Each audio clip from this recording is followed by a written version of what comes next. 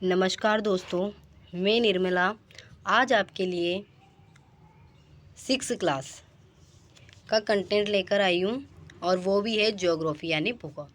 इससे पहले मैं 7, 8, 9, 10 क्लास के क्वेश्चन अपलोड कर चुकी हूँ। और हाँ, जैसे कि अभी लॉकडाउन का माहौल कह सकते हैं नॉर्मल है।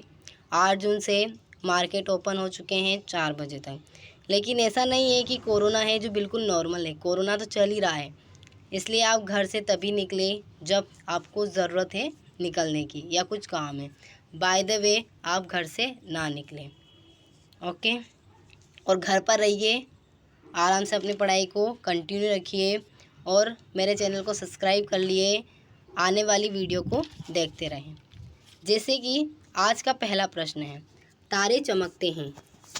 क्वेश्चन नंबर 1 है, तारे चमकते हैं स्वयं के प्रकाश से, दूसरों के प्रकाश से, चंद्रमा के प्रकाश से या ग्रहों के प्रकाश से।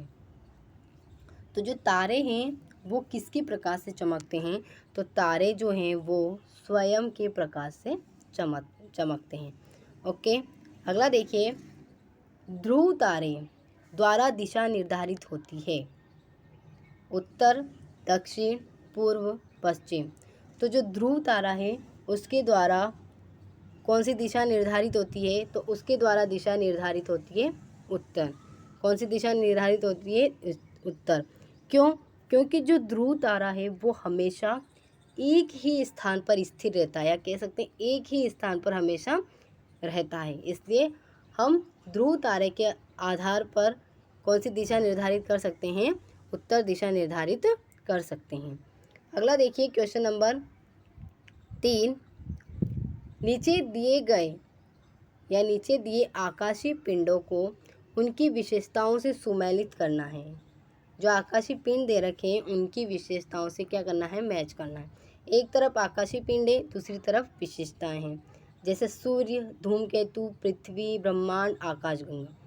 और एक तरफ है ग्रह, लाखों आकाशगंगाओं का विशाल समूह, तारा या लाखों तारों का विशाल समूह या पूंछ वाला तारा। तो हमें इनको क्या करना है? मैच करना है। देखिए किसका क्या होगा, ओके। देखिए किसका क्या होगा, सूर्य है। सूर्य का क्या आंसर होगा? सूर्य एक तारा है, तो हो जाएगा सूर्य एक तारा है। धूमकेतु क्या है? धूमकेतु एक पूंछ वाला तारा है। कौन सा है? पूंछ वाला तारा है। पृथ्वी एक ग्रह है जिसे हम नीला ग्रह भी कहते हैं। आगे ब्रह्मांड क्या है? ब्रह्मांड लाखों आकाश गंगाओं का विशाल समूह है। क्या है? लाखों आकाश गंगाओं का विशाल समूह है। और आकाश गंगा क्या है? आकाश गंगा लाखों तारों का विशाल समूह है। तो यानी सूर्य का हो जाएगा तारा, धूमकेतु का हो जाएगा पूंछ वाला तारा, पृथ्वी का ग्रह, ब्रह्मांड लाखों आकाश गंगाओं का विशाल समूह, और आकाश गंगा है लाखों तारों का विशाल समूह। आगे देखिए, क्वेश्चन नंबर 4, वर्तमान में ग्रहों की संख्या है। वर्तमान में जो ग्रह हैं वो कितने हैं? 8, 9, 10, 12। तो जो वर्तमान में है ग्रहों की संख्या कितनी है? 8। पहले कितनी थी? 9, लेकिन अभी वर्तमान में कितनी है? 8। अब 8 ग्रह कौन कौन से हैं? बुध, शुक्र, पृथ्वी, मंगल, बृहस्पति, शनि और वरुण। ये कितने हो गए? 8। एक ग्रह वो था प्लूटो, जो उसको उपग्रह नाम दे दिया गया है, इसलिए वो अब ग्रह नहीं है, ओके। तो कितने ग्रह हो जाएंगे? 8। आगे देखिए, क्वेश्चन नंबर 5, सौर मंडल का सबसे बड़ा ग्रह है। सौर मंडल का सबसे बड़ा ग्रह है पृथ्वी, मंगल, बृहस्पति, शनि। तो सबसे बड़ा ग्रह हो जाएगा बृहस्पति। कौन सा हो जाएगा? बृहस्पति। अब यहाँ पे बड़ा पूछा है तो बृहस्पति है, लेकिन आपको छोटा भी याद होना चाहिए। तो छोटा कौन सा हो जाएगा? छोटा हो जाएगा बुध। आगे देखिए, प्रश्न नंबर 6, निम्नलिखित को सुमेलित कीजिए। एक तरफ और दूसरी तरफ दोनों दे रखे हैं, तो उनको क्या करना है? मैच करना है। सबसे छोटा ग्रह, जीवंत ग्रह और पृथ्वी का उपग्रह। जैसे एक तरफ दे रखा है शुक्र, चंद्रमा और पृथ्वी, तो क्या हो जाएगा, सबसे छोटा ग्रह मैंने जस्ट अभी बताया, तो क्या हो जाएगा, बुध। जीवंत ग्रह, इसको और छोटा कर लेते हैं थोड़ा सा, देखिए अब सबसे छोटा ग्रह कौन सा हो जाएगा, कौन सा हो जाएगा, अभी बताया था मैंने, सबसे छोटा ग्रह हो जाएगा बुध। जीवंत ग्रह उसे कहेंगे हम पृथ्वी। पृथ्वी का उपग्रह, पृथ्वी का एकमात्र उपग्रह वो है चंद्रमा।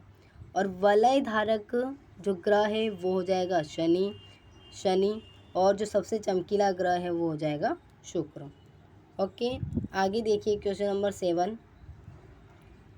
भारत द्वारा प्रथम जो कृत्रिम उपग्रह प्रक्षेपित किया गया था वह किया गया था 1960, 1975, 1947 या 1985। तो जो प्रथम कृत्रिम उपग्रह प्रक्षेपित किया गया था वो किया गया था, कब किया गया था, 1975 को। कब किया गया था, 1975 को। और जो कृत्रिम उपग्रह था उसका नाम क्या था, उसका नाम था आर्यभट्ट। क्या नाम था, आर्यभट्ट। आगे देखिए क्वेश्चन नंबर 8। राजस्थान में प्राचीन जंतर मंतर वेधशाला स्थित है। प्राचीन उदयपुर, कोटा, जयपुर, जोधपुर। तो प्राचीन कौन सी हो जाएगी, जयपुर। और वैसे भी राजस्थान में एक ही जंतर मंतर है जो कि क्या है, प्रसिद्ध है, और वो है जयपुर का। वह रेखा जो पृथ्वी को उत्तरी गोलार्ध तथा दक्षिणी गोलार्ध में विभाजित करती है, क्या करती है, विभाजित करती है, कहलाती है।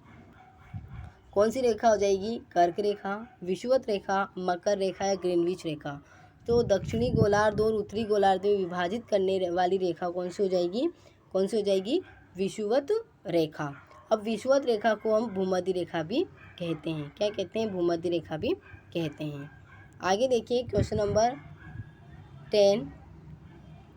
पृथ्वी पर एक अधिवर्ष में कितने दिन होते हैं, कितने दिन होते हैं, 365, 364, 366 और 363।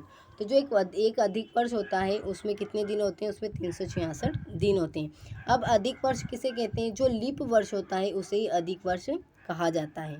ओके, तो कितने दिन होते हैं, उसमें 366 दिन होते हैं। क्यों होते हैं, क्योंकि जो 28 फरवरी आती है वो अधिक वर्ष में कौन सी फरवरी हो जाती है, एक दिन बढ़कर आता है, वो 29 फरवरी आती है। आगे देखिए अगला प्रश्न।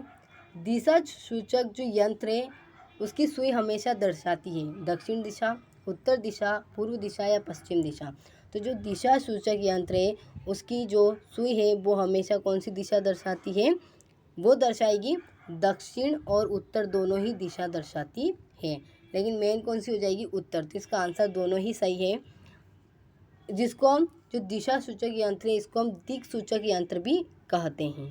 ओके, आगे देखिए question number 12। Vasco D gamma ने किस देश तक आने के लिए समुद्री मार्ग की खोज की, भारत, अमेरिका, श्रीलंका या इटली।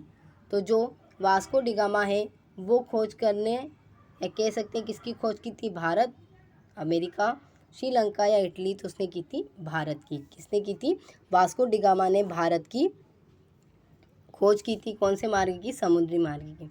अब ये भारत कब पहुंचा था, तो ये भारत पहुंचा था 1498 ईस्वी में।